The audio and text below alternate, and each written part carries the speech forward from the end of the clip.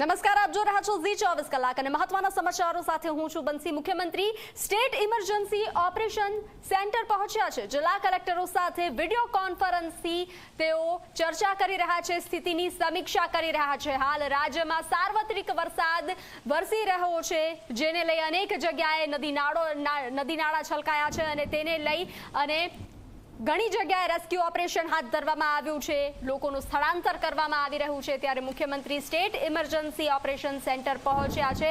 વધુ વિગતો આપી રહ્યા છે સંવાદદાતા હિતલ। હિતલ, રાજ્યમાં જે પ્રકારની સ્થિતિ છે, સાર્વત્રિક વરસાદ જોવા મળી રહ્યો છે, ઘણા જિલ્લામાં રેડ એલર્ટ આપવામાં આવ્યું છે, જેને લઈ મુખ્યમંત્રી સ્ટેટ ઇમરજન્સી ઓપરેશન સેન્ટર પહોંચ્યા છે।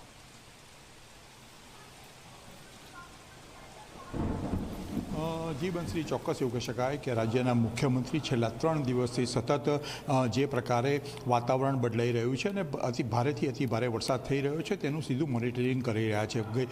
ગઈકાલે પણ તેમને 10થી વધુ કલેક્ટરો સાથે ટેલિફોનિક વાતચીત કરી હતી અને ખાસ કરીને દક્ષિણ ગુજરાતમાં જે અને સૌરાષ્ટ્રમાં જે વરસાદ પડ્યો તેમાં તમામ કલેક્ટરો સાથે સલામત રીતે આ આખો જે વરસાદના કારણે જે પરિસ્થિતિ સર્જાઈ છે એને થાળે પાડી શકાય અને જાનમાલનું નુકસાન અટકાવી શકાય એ માટેની સૂચનાઓ આપી હતી। આજે સવારે મુખ્યમંત્રી અત્યારે સ્ટેટ ડિઝાસ્ટર કંટ્રોલ રૂમ પહોંચી ચૂક્યા છે। તેમની સાથે રાજ્યના તમામ ઉચ્ચ અધિકારીઓ પણ કહી શકાય તેઓ પણ હાજર છે। રાજ્ય મહેસૂલ વિભાગના અધિક મુખ્ય સચિવ જયંતિ રવિ સહિત સ્ટેટ ડિઝાસ્ટર કંટ્રોલ રૂમ અને ક્યાંક ને ક્યાંક જોવા જઈએ તો રાહત કમિશનર પણ હાજર છે અને જે બચાવ કામગીરી સાથે જોડાયેલી એજન્સીઓ છે એ તમામના ઉચ્ચ અધિકારીઓ હાજર છે। હવામાન વિભાગના અધિકારી પણ અહીંયા હાજર રહ્યા છે અને ક્યાંક ને ક્યાંક આગામી 24 કલાકથી 48 કલાકમાં રાજ્યમાં અનેક વિસ્તારોમાં રેડ એલર્ટ આપવામાં આવ્યું છે, ત્યારે તેની સમીક્ષા કરશે અને બચાવ રાહત કામગીરી કેવી રીતે સારી રીતે થઈ શકે એ માટેની ચર્ચા વિચારણા કરવામાં આવશે અને ક્યાંક ક્યાંક વધુ ટીમો એનડીઆરએફની કે એસડીઆરએફની જરૂર હશે તો તેને પણ આપવાની તૈયારી રાજ્ય સરકાર દ્વારા દાખવવામાં આવી છે।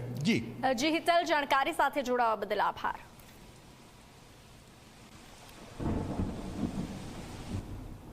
તો રાજ્યમાં મેઘરાજાની તોફાની ઇનિંગ યથાવત છે। આજે રાજ્યના 210 તાલુકામાં